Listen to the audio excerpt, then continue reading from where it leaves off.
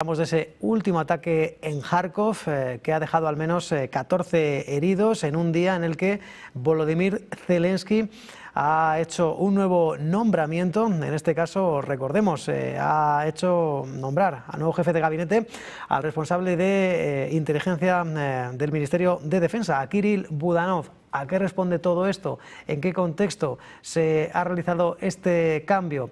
Pues vamos a intentar analizarlo con nuestra mesa de Todo es Geopolítica. José Antonio, vamos a intentar aportarle algo de claridad a los espectadores. En este caso, vamos a recordar esta situación. La lectura de ese nombramiento del nuevo jefe de gabinete de Volodymyr Zelensky en un momento en el que está bajo presión con esas amenazas que hay de Rusia, de ese presunto ataque que no ha sido, de momento no han aportado pruebas. Y en medio de esas negociaciones de paz y con la cuestión territorial, con esa anexión del Donbass, que parece que tendrá que renunciar, ¿qué lectura haces de este nuevo nombramiento de Volodymyr Zelensky? ¿Qué le duele o qué es lo que busca con este cambio?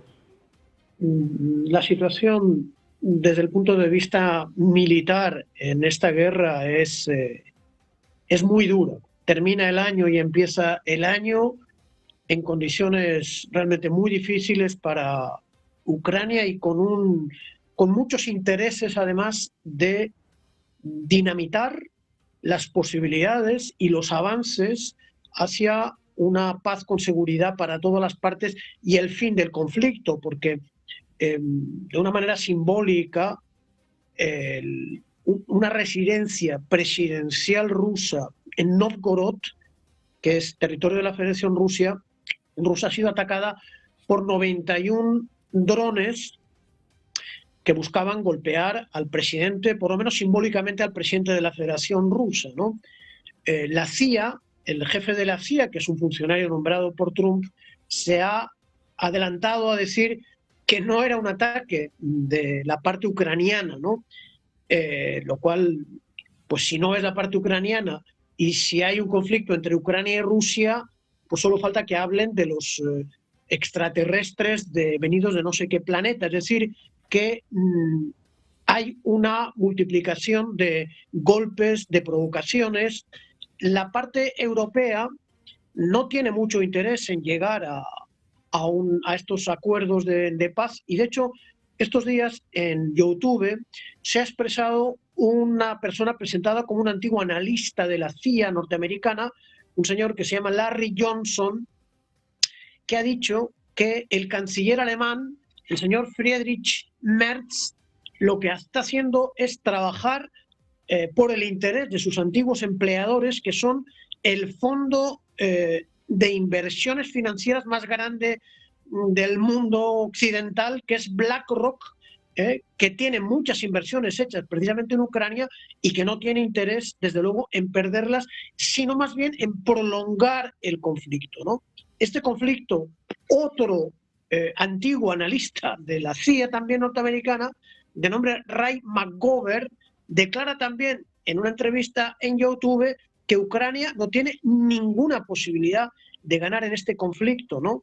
Y hay un instituto que se llama el Institute for Study of the War, señala que Rusia en este año que termina, el 2025, que ha terminado ya, ha avanzado 13 kilómetros cuadrados cada uno de los días y que ha ocupado 4.831 kilómetros cuadrados en todo el año 2025, ¿no? Es decir, con estos números hay quien intenta prolongar un conflicto que el señor Zelensky no puede ganar. Lo que sí puede ocurrir es que siga habiendo un gran derramamiento de sangre.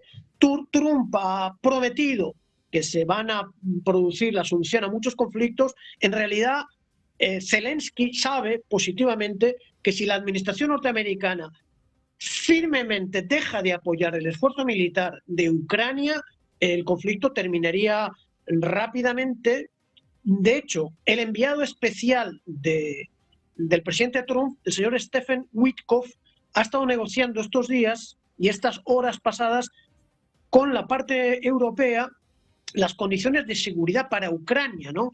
Ojalá se den condiciones de seguridad, pero hay que asegurarlas también para la otra parte, que es la parte rusa, ¿no?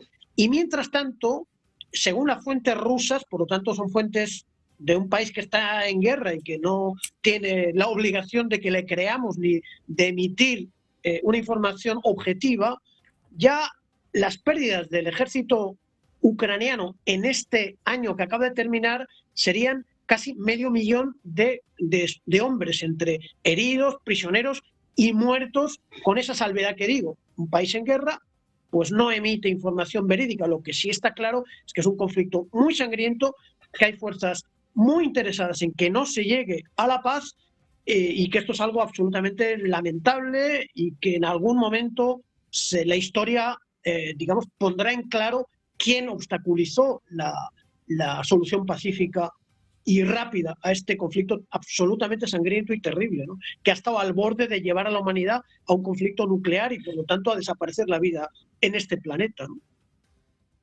Pues, Cristian, no sé qué lectura podemos hacer de este ataque. Insistimos que no han aportado pruebas desde el Kremlin, un ataque con 91 drones rusos y que puede amenazar con hacer descarrilar el proceso desde Ucrania, mejor dicho, desde Moscú. No dicen gran cosa, pero dicen que, bueno, que probablemente cambien su postura respecto a Ucrania, pero no a las negociaciones. ¿Cómo ves? ¿Qué lectura haces este ataque ucraniano? Mira, realmente Zelensky, como bien le dijo Donald Trump en el Salón Oval en aquella oportunidad memorable, en esa pelea tan a cielo abierto, cuando le dijo, está jugando con la Tercera Guerra Mundial. Eso es un hecho. Y no lo dijo Putin, repito, lo dijo Donald Trump. Y yo creo que este hombre sí, no tiene empacho, igual que sus patrocinadores europeos, que deberían ser denunciados y calificados de patrocinadores del terrorismo, porque Kiev se ha transformado en un régimen terrorista, esto hay que decirlo. Respecto al ataque a la residencia, a una de las residencias del presidente de la Federación Rusa, hay que decir que ya fue entregado al agregado militar de la Embajada de los Estados Unidos en Moscú un material probatorio que mostraría el registro de navegación de uno de los drones derribados. Esto es mucho más de lo que ha podido presentar en ninguna operación, en ninguna ocasión en las cuales Kiev ha hecho esas operaciones de falsa bandera, a la que me voy a referir en apenas unos minutos. Entonces, esto de jugar con la Tercera Guerra Mundial, hay fuentes que sostienen que el presidente Putin no estaba en la residencia de Novgorod, pero que también sostienen que ahí residen familiares muy cercanos al presidente, muy cercanos. Este accionar terrorista, como cuando asesinaron a la hija del filósofo Alexander Dugin, tal vez pegar en donde más duele, creo que explica la furia del Kremlin ante este hecho, las palabras de Dmitry Medvedev, porque cuando se derribó un dron sobre el Kremlin hace, ¿cuánto? 1 año y medio, 2 años atrás, que estaba justamente Tucker Carlson, estaba en ese momento y prácticamente fue un testigo presencial, esto relatado por el periodista estadounidense, prácticamente no hizo, y estaba Putin en el Kremlin en ese momento. Se sabe que por cuestiones de seguridad prácticamente está viviendo en el departamento justamente de la fortaleza rusa del Kremlin, Putin. Pero esto era un golpe que iba dirigido a familiares muy cercanos al presidente ruso. También hay que recordar que hay un centro de comando nuclear en esa residencia, como en otras, porque obviamente es parte de lo que tienen que tener a mano estos líderes mundiales ante una situación de peligro que pueda desencadenar una guerra mundial. Entonces, realmente todo esto es muy, muy peligroso. Y para terminar, quiero hacer mención al acto aberrante que llevó adelante el régimen terrorista de Kiev hace apenas unas horas, cuando estaban despidiendo la Nochevieja, cuando estaban recibiendo el nuevo año en Jersón, familias civiles, y hicieron explotar 3 drones contra un café y un hotel justamente en este oblast de las nuevas regiones de Rusia, quemando vivas a 28 personas, entre ellos 2 niños muertos, quemados vivos, que nos hace acordar a la masacre de la Casa de los Sindicatos, también perpetrada por estos nacionalistas dementes, ¿no?, del régimen de Kiev.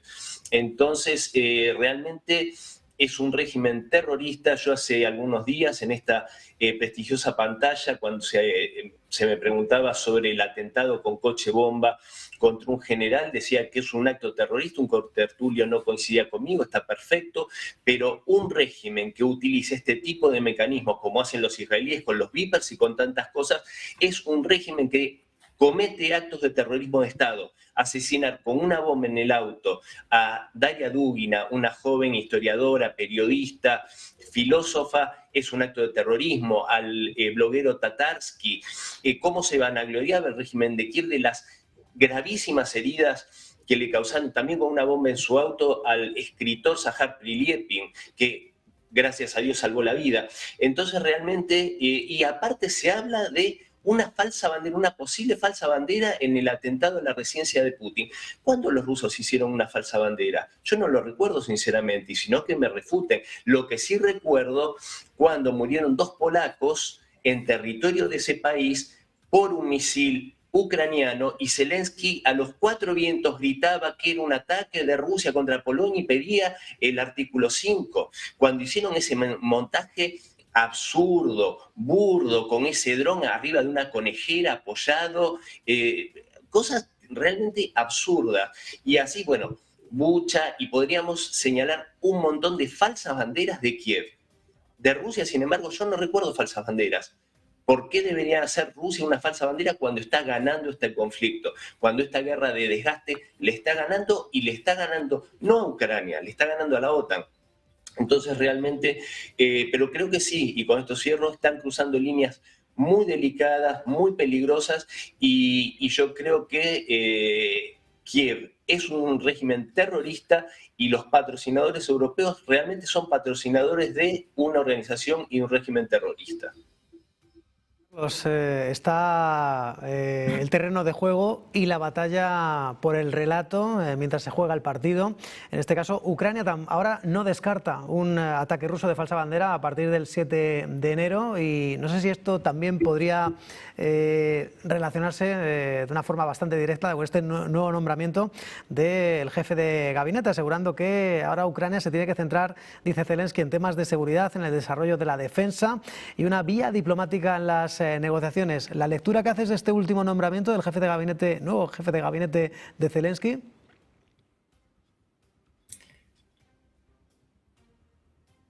Carlos, ¿me escuchas? Sí, pero no había visto que me lo preguntabas a mí. Bueno, los intereses de Ucrania, obviamente, voy a decir un par de perogrulladas, pero por si algún oyente pues sigue la inopia, decir que es Ucrania quien quiere alargar la guerra, no es Rusia, que no la va a perder nunca, la ha ganado hace mucho tiempo. Ahí los intereses por alargarlo son evidentemente ya no de Ucrania, sino de Zelensky en particular, y de algunos miembros de la Unión Europea, tristemente los más fuertes de la Unión Europea, y algunos países fuera de la Unión Europea, como puede ser el Reino Unido, por ejemplo. Entendiendo todo esto, no entiendo yo que la noticia de la que estamos hablando, de ese ataque a una de las residencias de Putin, sea falso.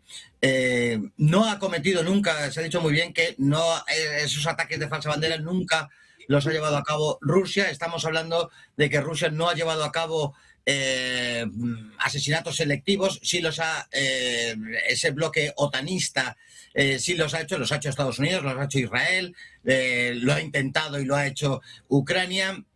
Pensemos que hace poco estaba pensando, escuchando a mis compañeros, que como la prensa occidental, cuando misiles o drones rusos han caído en Polonia o en otros lugares, han corrido a decir que efectivamente había habido un ataque ruso sin ninguna prueba. Muchos de ellos luego se ha visto que no era tal cosa y no se han podido demostrar. En esta ocasión salen corriendo diciendo que he recogido un titular que dice que Rusia publica un vídeo para demostrar que ha habido un ataque, como dudando de ese ataque. ¿Por qué se va a dudar si Kiev, en 10 ocasiones, las he contado antes de entrar al programa, en 10 ocasiones sí ha denunciado este tipo de circunstancias y en todas se ha visto que era falso, pero Rusia no lo ha, en todos estos años no lo ha hecho nunca. Esto, sin yo poder demostrar que sea verdadero o falso, sí es indicativo de que Rusia está diciendo la verdad, o por lo menos no está dentro de su línea de actuación el trabajar con la mentira y este tipo de cosas.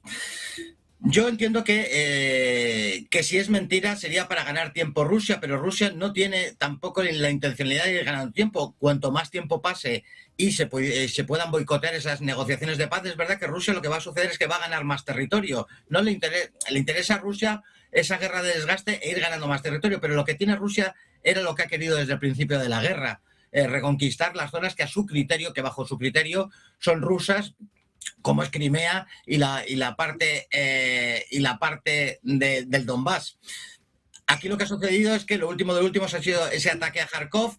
Rusia va ganando kilómetros cuadrados día a día, y aquí lo único que se está litigando no es la victoria, tanto la victoria rusa o ucraniana, sino el desgaste, el intento de Occidente por desgastar a Rusia, el querer Zelensky mantenerse en el poder a todo coste, a todo precio, y aunque todo eso sea al tristísimo coste de muertes ucranianas. Los que quieren alargar la guerra lo único que están haciendo es alargar el padecimiento de Ucrania y de los ucranianos. No hay nada más detrás de esto.